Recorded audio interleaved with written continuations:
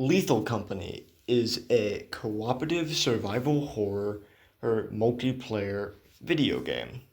Duh, it's a video game, but the main gameplay revolves around with your buddies going into random abandoned building type structures, with the three main ones that exist being the inside of some sort of facility, a mansion, and a mine, and then after going in, retrieving as much scrap and loot that you can before getting out and surviving. Lethal Company's main gameplay revolves around the monsters that roam every moon that you visit, as you and your crew travel in a ship to various moons, and once landing, you go inside the same facility, with the outside of each map being the exact same, but the inside of each building being randomly procedurally generated within a limited set of configurations to make sure you don't actually get lost forever. After all, you must leave by a set deadline, about midnight. The game's monsters are very wide ranged, and I'm not covering each individual one of them, but you have a majority of your classic look at it to make it stop moving, just run away from it, and special characters. A lot of them are based off of SCPs, which is fun, but obviously you can't actually include SCPs. Another core bit of the gameplay of Lethal Company revolves around the random events that take place occasionally. There is the weather events that can affect each moon, resulting in flooding, storms where metal items can get struck by lightning, including if you are holding them. There's even eclipses, in which case monster spawns are, I'm pretty sure, doubled, and there is no actual limit to the time that monsters can spawn, because usually you enter a planet at day and monsters only start spawning after a certain amount of time that you have spent inside the facility slash on the moon planet.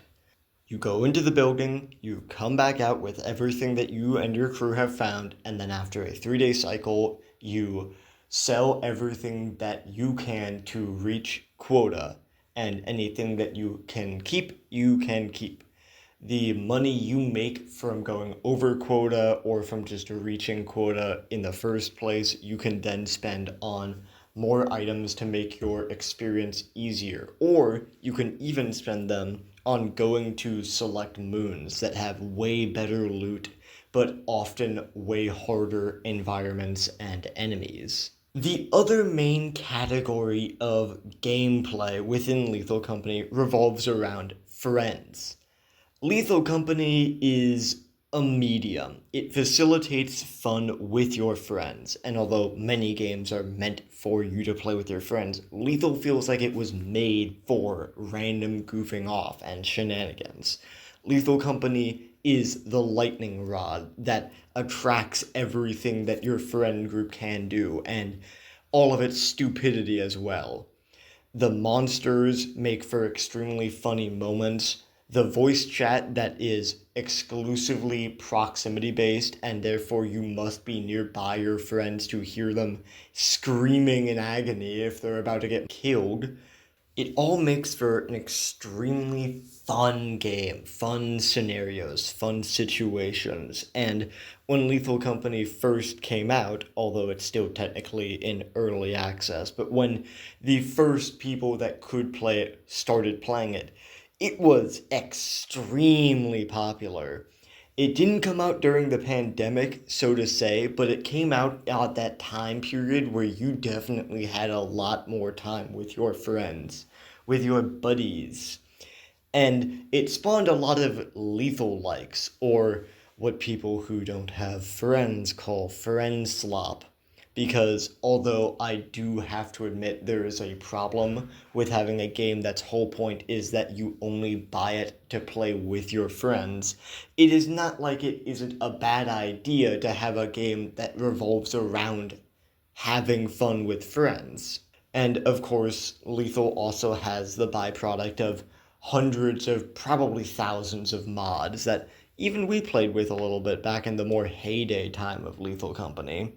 Although nowadays it's a lot more fun to play base game than saturate everything with mods unless we're in an extra silly mood. On the smaller notes of Lethal Company is stuff like its art style. Its environments is amazing. I cannot discredit the fact that Lethal Company made sure every moon truly does feel unique, and you do get this amazing sense of the environment. I love Lethal Company's art style in its simplistic but also heavily stylized nature. And it does a great job of making you feel very connected to where you presently are, for better or for your own worse. Because if you're trapped without any friends nearby and you think there's a monster, but you don't know because you can't see them in the dark of a facility, you're going to feel it. You're going to feel like you're right there, yelling for your buddies. And of course, that brings in the sound design as well. From the tech with the UI, computered voices, the zapping sounds from charging items, to the environment itself. Horn items, storms with amazing sound effects for lightning and rain. Just the creaking of the buildings that tells you how old they truly are. And also tells you how much you're basically going into abandoned places for a reason. It is amazing sound design. The length of Lethal Company is kind of up to you. You can play it as long as you want within reason. Q10 runs are a pretty common enough occurrence between groups that want to play seriously, where you try to get to quota 10, and it can be pretty challenging. And I say that as a good thing. Lethal Company might facilitate playing with your buddies, but it also is a game made for being serious at times. Although Lethal Company does not allow you to go forever, there is a human limit to how much you can keep having the quota go higher and higher before you just can't reach it anymore. Or you can just get unlucky. Speaking of the difficulty of doing long runs, the difficulty of Lethal Company itself is pretty flexible. I feel like the biggest thing that will cause difficulty in a Lethal Company run will be your friends and the people that you trust most accidentally making some random small mistake or completely screwing you over permanently. I I definitely do not want to imply that the game is very difficult, and I definitely also don't want to imply anything else that could be bad about the game. The biggest complaint I would have about Lethal Company would most likely involve just current lack of updates, and even then, I know why that is. There's a reason why Zeekers, the developer of Lethal Company, isn't actually updating Lethal Company at the moment.